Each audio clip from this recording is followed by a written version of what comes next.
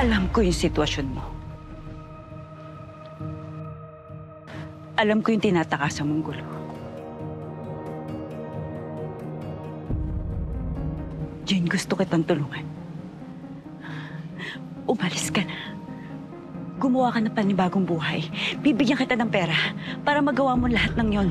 Sige na. Pera? Ano to? Suhol? Walang kahit na ano makakapigil sa akin sa mga pinaglalaban ko. Walang kahit na sino. Jane, hindi yun yung ibig ko sabihin. Ang gusto ko, ligtas ka.